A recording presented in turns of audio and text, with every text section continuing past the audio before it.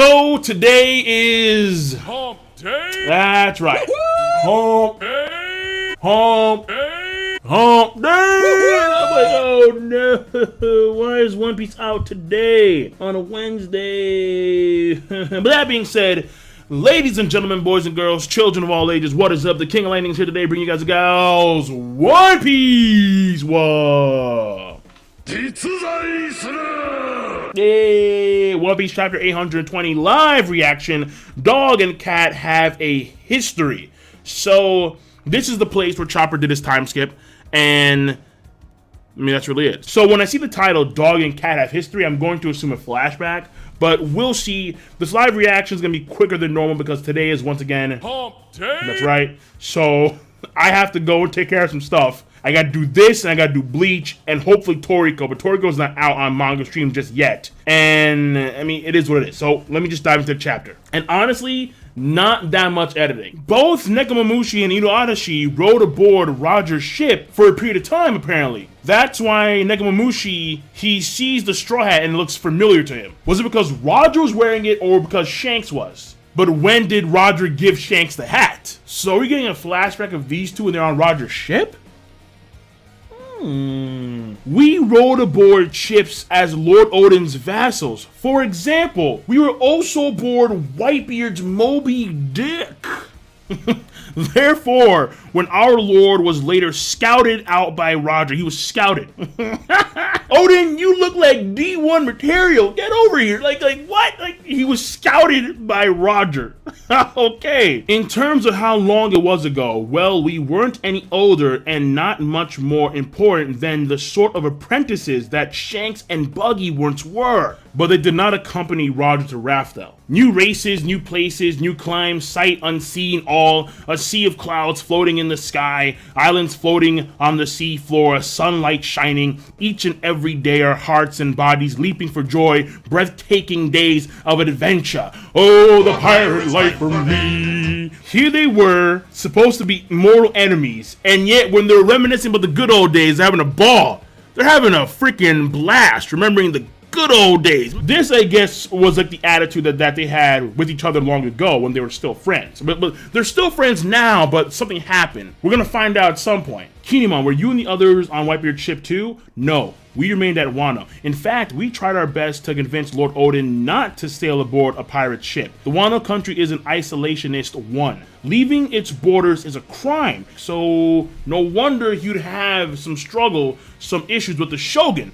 Going on about how a daimyo of Wano going aboard a pirate vessel is, to say the least, unprecedented, and Luffy's like, whatever, man. Do you know about Shanks and Rayleigh? But of course. That's all he cares about. This is true. They wore aboard the Oro Jackson that was constructed by Master Tom, Frankie's master, and they're pretty surprised by that. Oh, Brook was going on about Crocus, and Nami's like, hold on, wait a second, Brook.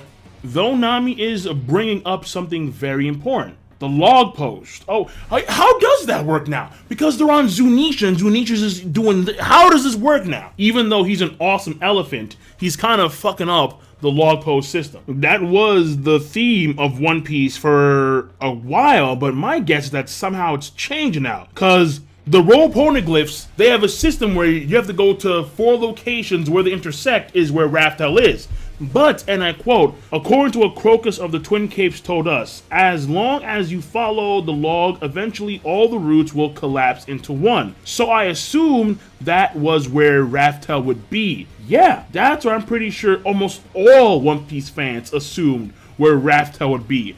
But the meta has changed. So instead of being the old meta like this, it's the new meta like this. So what's going on here? Let's find out. No.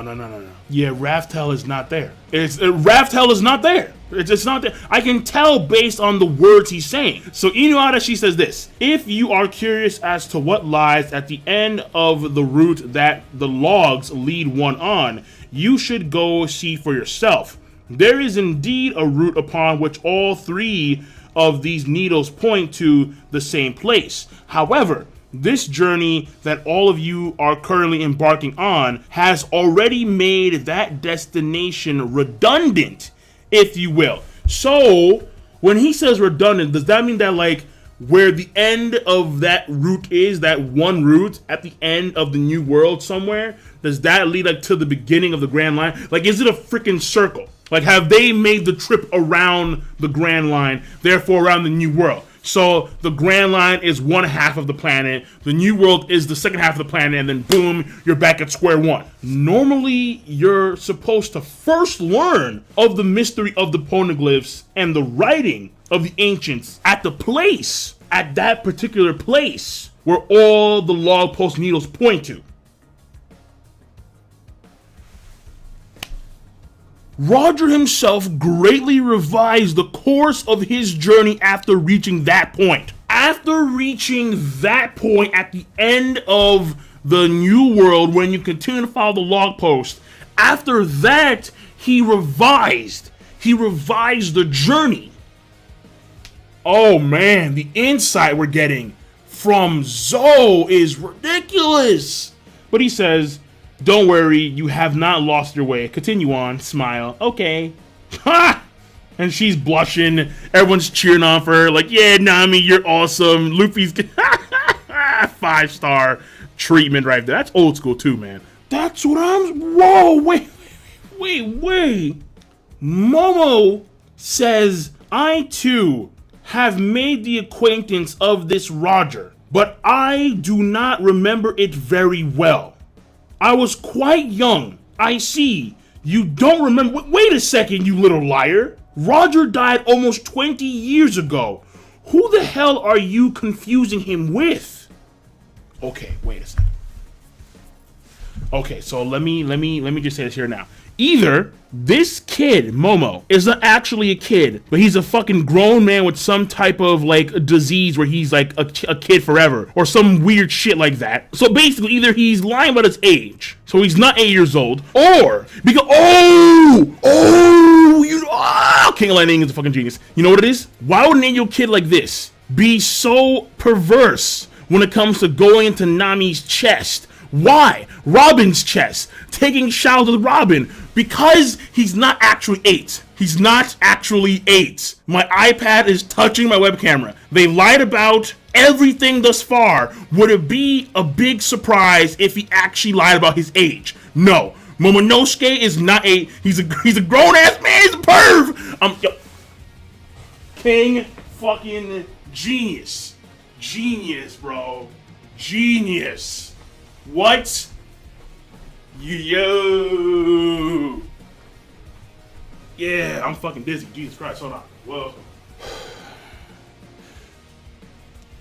Get back in gear here. Jesus. Alright, so either he's lying about his age, or Goldie Roger still lives. I did a video about that right over here. Goldie Roger lives.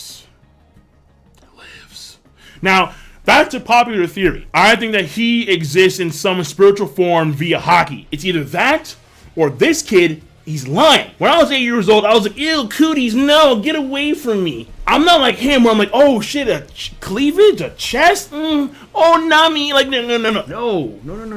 If you haven't heard it anywhere else, you're hearing it from me. He's lying about his age. No wonder I was so confused with the fucking timeline. No wonder. Marco the Phoenix. Wow, okay. They want Marco. They want some heavy duty power with them when they're fighting against Kaido. And look at this face of Marco. Oh, Jesus, like just hardcore. They were on Whitebeard's ship for a period of time, so they would be acquaintances, to say the least.